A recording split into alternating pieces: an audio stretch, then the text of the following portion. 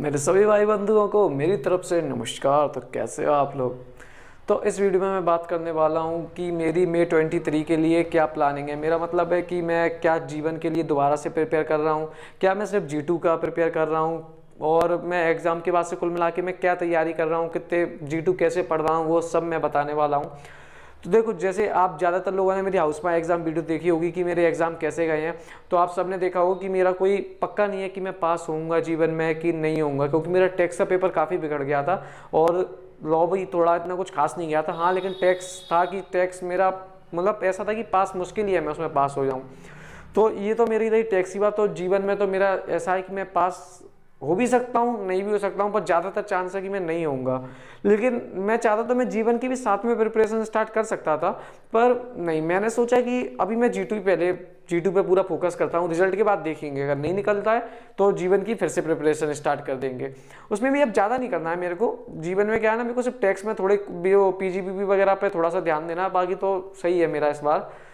और तो मैं G2 कैसे पढ़ रहा हूँ, तो मैंने शायद 10 को पेपर खत्म हुए थे, ग्रुप 1 के शायद 9 को हुए थे, और मैंने 20 से पढ़ना स्टार्ट कर दिया था। मैंने 10 दिन का गैप मान लिया था, क्योंकि मैंने बहुत ज़्यादा पढ़ाई कर ली थी पेपरों के टाइम पे। मैंने सोचा कम से कम 10 दिन का गैप तो लो, थोड़ा रिलैक्स हो। तो अभी मैं G2 में एक दिन में एडवांस अकाउंट्स के 2 लेक्चर तो नहीं पूरे देख पाता हूँ, पर एक लेक्चर और दूसरा हाफ देख लेता हूँ। तो कुल मिला के 70 कुछ लेक्चर्स हैं। तो मेरी प्लानिंग है वो पूरी कि एडवांस अकाउंट्स मेरा रिजल्ट आने तक मेरा एडवांस अकाउंट खत्म हो जाएगा। जैसे अपना रिजल्ट लगभग 10 जनवरी तक आएगा, तो जब तक मेरा एडवांस अकाउंट कंप्लीट हो चुका होगा। और साथ में मैं एडवांस अकाउंट्स के साथ में देख रहा हूँ एक ऑडिट का लेक्चर। एक ही और लेक्चर देखता हूँ, क्योंकि थ्योरी ज़्यादा देखूंगा ना तो शायद दिमाग से निकलना शुरू हो जाती है। तो मैं एक ऑडिट का लेक्चर देखता हूँ रोज, और ऑडिट के संग में नोट्स वगैरह भी बनाता चलता हूँ। और उसके बाद मैं SM का भी देखता हूँ, एक लेक्चर SM का देखता हूँ, स्ट्रेटेजिक मैनेजमेंट का। तो वो भी मेरा टारगेट है कि वो मेरा दिसंबर एंड तक SM कंप्लीट हो जाएगा। और ऑडिट की बात रही तो ऑडिट मेरा जनवरी एंड तक खत्म होगा। कुल मिला के ये बात रही कि मेरी रिजल्ट आने तक मेरा एडवांस अकाउंट भी खत्म होने वाला, एडवांस अकाउंट तो खत्म हो ही चुका होगा, और ऑडिट खत्म होने वाला होगा, और SM खत्म हो चुका होगा। अब कोई लोग मेरे से बोलेंगे कि भाई तू चारों सब्जेक्ट की क्लास साथ में ले ले, तो ले सकता हूँ, लेकिन मुझे ऐसा लग रहा है कि ज़्यादा बर्डन हो जाएगा। अभी मैं एडवांस अकाउंट्स कर रहा हूँ तो मैं संग में रिवीजन भी करता चल रहा हूँ, ऑडिट कर रहा हूँ तो ऑडिट भी संग में रिवीजन भी करता चल रहा हूँ। चारों की अगर मैं क्लास लेने गया ना, चारों सब्जेक्टों की, तो फिर तो ऐसा हो जाएगा कि मैं सिर्फ क्लास ही ले पाऊंगा, रिवीजन तो एक साइड में हो जाएगा। और जब 4 क्लास लूंगा तो समझ में भी नहीं आया करेगा, एक लिमिट के बाद समझ में नहीं आता है। तो मैं सोच रहा हूँ पहले ये सब्जेक्ट एडवांस अकाउंट जैसे मेरा 10 जनवरी तक खत्म हो जाएगा, उसके बाद फिर मैं EIS पढ़ना शुरू कर दूंगा, फिर EIS या FME को कुछ भी कर दूंगा शुरू। तो मेरा कुल मिला के टारगेट है कि मैं मिड फेब तक अपना सिलेबस खत्म कर दूंगा G2 का। देखो, अभी तो आपको सुनने में आसान लग रहा होगा कि मिड फेब तक खत्म हो जाएगा, वो सब ठीक है, लेकिन दिक्कत ये है कि अभी जैसे मेरा ग्रुप 1 नहीं निकल पाता है। मान लीजिए मेरा ग्रुप 1 का रिजल्ट नेगेटिव रहा, तो ग्रुप 1 के रिजल्ट के नेगेटिव रहा ना, तो पूरी व्यवस्था बिगड़ जानी है मेरी। फिर मुझे देखो ग्रुप 1 भी पूरा पढ़ना है, फिर से रिवीजन करना है चारों सब्जेक्टों का। एग्जामिनेशन का भरोसा नहीं है, किसी में आ भी सकती है, नहीं भी आ सकती है।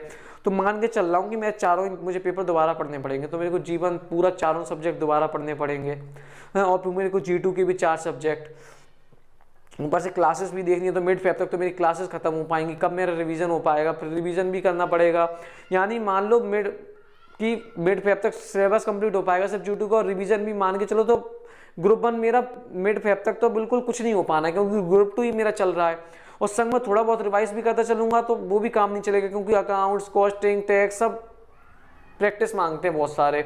तो फिर वही क्लासेस मेरी स्लो हो जाएंगी ग्रुप 2 की। तो और ऊपर से और मेरे लिए प्रॉब्लम ये है कि मेरे फिर कॉलेज के एग्जाम्स होंगे फाइनल ईयर के अप्रैल के महीने में, तो मेरा अप्रैल महीना वहाँ चला जाएगा। फरवरी मिड तक मेरी क्लासेस खत्म हो पाएंगी, तो एक महीने में रिवीजन कैसे हो पाएगा सब कुछ का। देखो, अगर मेरा ग्रुप 1 निकल जाता है तो मेरे लिए सब कुछ आसान हो जाएगा, क्योंकि मेरे को टाइम मिल जाएगा ग्रुप 2 के लिए काफ़ी। अगर मेरा नहीं निकल पाता है ग्रुप 1, तो ये समझ लेना बहुत ज़्यादा प्रेशर आ जाएगा दिमाग पर। लेकिन दूंगा बोथ ग्रुप ही, सोच रखा है अब मई में बोथ ग्रुप देना ही है, और कोशिश करनी है कि पूरा निकाल ही देना है इस बार तो बोथ ग्रुप। अब टेंशन नहीं पालनी है ज़्यादा। बाकी अगर कोई मेरे से रिलेट कर पा रहा हो ना तो बताना, क्योंकि मेरे को यार बहुत टेंशन है। अगर मेरा रिजल्ट निगेटिव रहा ना, तो दोनों चीज़ें मैनेज कर पाना फिर बहुत मुश्किल हो जाना है। और अब मैं फिर से सिंगल ग्रुप अकेला नहीं दे सकता ना यार, बहुत टाइम बर्बाद हो जाएगा। अगर मैं सिंगल ग्रुप दूंगा, पहले ही मैं 2 अटेम्प्ट दे चुका हूँ, मेरे तीसरा अटेम्प्ट भी सिर्फ ग्रुप 1 का दूंगा, फिर नवंबर में वो चीज़ भी मेरे हिसाब से तो सही नहीं रहेगी। बस यही है, फिर दिन में 12-12 14-14 घंटे पढ़ना पड़ेगा, और पढ़ेंगे भी, वो तो अब रिजल्ट बताएगा क्या होता है। तो ये सब था कि अभी जो मेरी तैयारी चल रही है। और बाकी thank you so much video देखने के लिए, धन्यवाद।